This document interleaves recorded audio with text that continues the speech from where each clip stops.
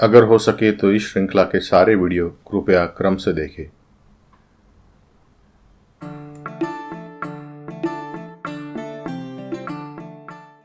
Doctor, उस दिन मैं बैठ के चाय पी रहा था तो अचानक मुझे बास आने लगी और फिर मेरा दाहिना हाथ हिलने लगा और मैं बेहोश हो गया। अच्छा। मुझे घर वालों ने बताया कि मैं बहुत वक्त तक बेहोश था और उस वक्त में मेरा पूरा शरीर हिल रहा था। अच्छा। और मुझे अभी तक भी वो व्याकुलता, एक अजीब सी व्याकुलता फील हो रही है। अच्छा। आपके वर्णन से मुझे ऐसे लगता है कि आपको सीजर यानी कि आकड़ी आई थी। अचानक बेहोश हो जाने के कई कारण हो सकते हैं, लेकिन अगर आप बेहोश हो जाए और आपका पूरा शरीर या फिर शरीर का कोई एक भाग हिलते ही रहे तो ये आकड़ी की बीमारी हो सकती है।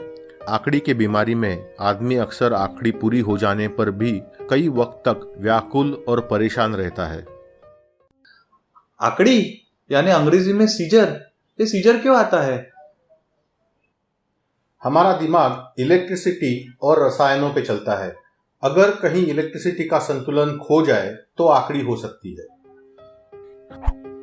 हमारा दिमाग इलेक्ट्रिसिटी और रसायनों पे चलता है।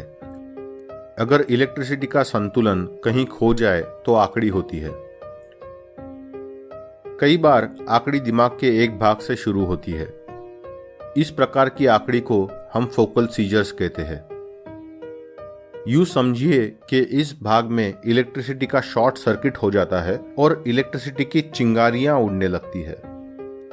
हमारा दिमाग बहुत कोशिश करता है कि ये चिंगारियां एक ही जगह तक सीमित रहे, लेकिन कभी कभी ये हो नहीं पाता और ये इलेक्ट्रिसिटी की चिंगारियां सारे दिमाग में फैल जाती है।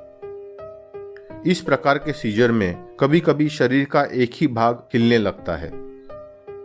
जैसे जैसे ये चिंगारियां फैलती है वैसे वैसे शरीर के अन्य भाग भी हिलने लगते हैं। अगर ये चिंगारियां पूरे दिमाग में फैल जाए तो फिर पूरा शरीर हिलने लगता है। दूसरा एक प्रकार का सीजर भी होता है जब दिमाग के सभी भागों में एकदम से चिंगारियां उड़ने लगती है। ये चिंगारियां कहां से आई है ये बताना असंभव होता है। इन आकड़ियों को हम प्राइमरी जनरलाइज्ड सीजर्स कहते हैं। इस प्रकार के सीजर में सीजर के प्रारंभ में ही आदमी का सारा शरीर हिलने लगता है और वो उसी वक्त या फिर चंद सेकंडों में होश खो बैठता है। अगर हो सके तो इस श्रृंखला के सारे वीडियो कृपया क्रम से देखें।